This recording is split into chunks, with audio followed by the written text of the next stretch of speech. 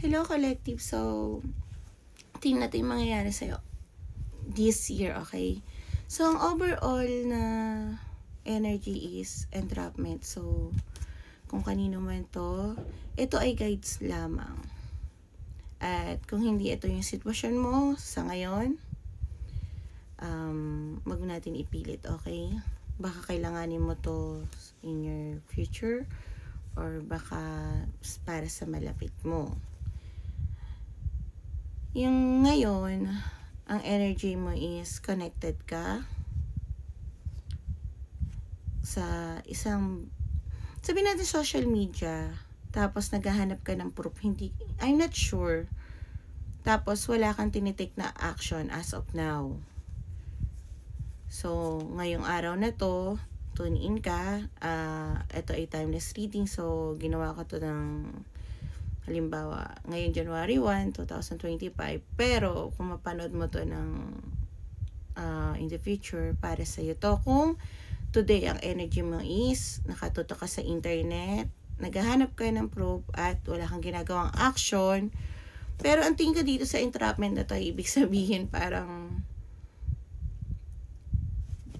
hindi tayo ng clarification. Tarot Angels, please clarify this entrapment. Okay, thank you, Tarot Angels. Oh! Balak mo mag-entrap ng isang romantic to, okay? To be specific. Isang tao, handa ka magbigay ng grabe assurance. Dahil ito yung nakikita mo na at nararamdaman mo dito na at home ka. Thank you, Tarot Angel. So, kung hindi ito yung iyo, huwag mo ipilit sa'yo. Kala ko ano entrapment. Kaya pala nadidistract ako. Kasi nakailan na yun, di ba? Usually nagsashuffle ako. Thank you, Tarot Angels. So, bakit wala pa yung tinitake ang action itong ating collective? Biko, babae ka. Wag naman ano ha. Wag naman yung pipikutin ha. Bad yun. Tapos dito, if ever na ibig sabihin nun is yung handa ka nang sagutin siya, di I'm happy for you. Thank you, Tarot Angels. Please give me just one card. Yes. Thank you. Ang dami naman nun. Okay.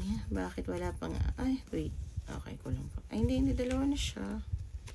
Oh my God. So, tingin ko kaya ka walang ginagawang action, iniisip mo kung baka delusional ka nang kung totoo ba itong nararamdaman mo or kung pares ba kayo nang nararamdaman. Kasi nag-make sure ako kung tama ba itong nakikita ko. Tapos, masyado akong alibadbad. So, yes. Ito yung dating... So, parang itong taong to, dati na itong nagsabi ng nararamdaman sa'yo.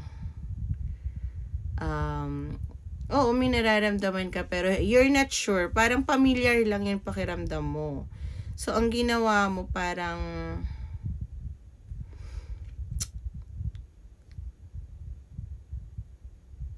naano ka eh. Sa dami nang nangyayari sa'yo that time na mga pagsubok, hindi mo siya itinuloy. Or hindi ka sumagot or something like that. Parang may nararamdaman ako pero I'm not sure kasi ang dami kong bit ba that time. Pero ngayon, handa ka na pakita ng nararamdaman mo sa tao na to. At Pentacles is solid to. Kahit sabihin mo Knight tong nakikita ko, ito yung solid na gusto mong ibigay doon sa tao. Okay? Thank you, Tarot. Thank you. So, anong nararamdaman ng person? Gusto kong malaman.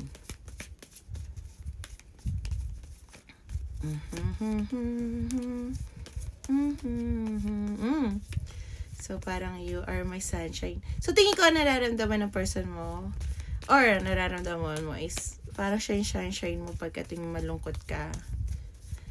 Anong nararamdaman ng person mo? Same kayo nang gusto na magkaroon ng kung ano man tong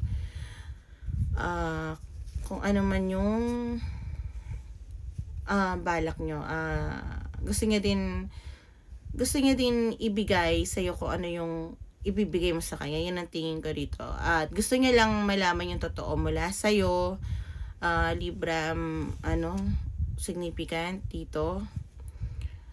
Pero, dahil sa wala ka pang sinasabi, marami siyang option. Hindi niya sinasabi sa iyo kung ano yung nakikita niya or nararamdaman niya. Medyo, mystery yung utak niya, pero nagtitiwala siya sa anumang mangyayari at kung ano man ang i-reveal mo sa kanya. Pero sa ngayon na wala ka pang sinasabi, feeling niya ay trap siya.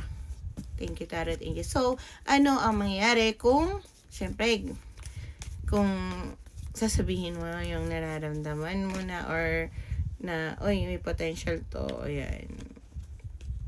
Okay. Thank you, Tarot Angels. Okay. Overall, sa lahat ng nangyari sa inyo, Sagittarius, mas significant. Sa lahat ng nangyari sa inyo, dahil sa mga lihim na mga tinagong nararamdaman or mga confusion na hindi kasi naintindihan, matatapos yung takot kung magkakaroon na kayo na agad na simula na galing sa puso lahat yung desisyon na mangyayari sa inyo. Kasi parang noon hindi mo nakita yung ino-offer na pagmamahal sa iyo ng tao dahil nakatingin ka dun sa mga bagay na na-establish mo na. Parang eto ano ko na to ayokong, ba't ko tatanggapin yan meron na ako dito bakit pa? Pero hindi mo naman nakitang fulfilling yun sa'yo. So, ngayon nagkakaroon ng sleepless night. So, hanggat wala kang sinasabi, patuloy yung anxiety mo. Pero kung may sasabihin ka na, magkakaroon kayo ng brand new beginning about sa love. Kung yun ang sasabihin mong totoo, na mahal mo ang taong to at hindi yung gusto mo lang yung energy niya, gusto mo lang siya around you. Kasi may mga tao na gusto lang around, diba? At nagkakaroon kayo ng successful I think hindi lang to hindi lang tingin mo dito sa taong to love partnership din. Hindi lahat ng magkarelasyon ay may partnership. Thank you, Tarot Angels. Ano po ang mensahe natin sa ating collective? So 1 year to this year. Okay, thank you, Tarot Angels. Last card. Okay. So, lahat ay... So, ang mensahe sa'yo is, lahat ng gusto mo kasi makipag-collaborate dito, diba? So, lahat ng natutunan mo during that time, para masabi yung nararamdaman mo sa taong to, yung mga natutunan mo, kailangan sabihin mo. Dahil kung hindi, kasi parang as of now, yung pagiging lack of independence mo ay dahilan sa lack of money. So parang ang tingin mo dito sa taong to taas. Pag hindi mo nasabi ngayon,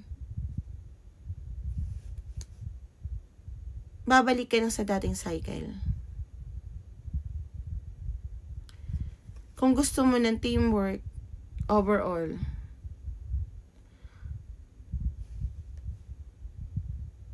kailangan ka magkaroon ng independence. Hindi ka pwede maging codependency kung kanino man. Okay? Thank you. And bye.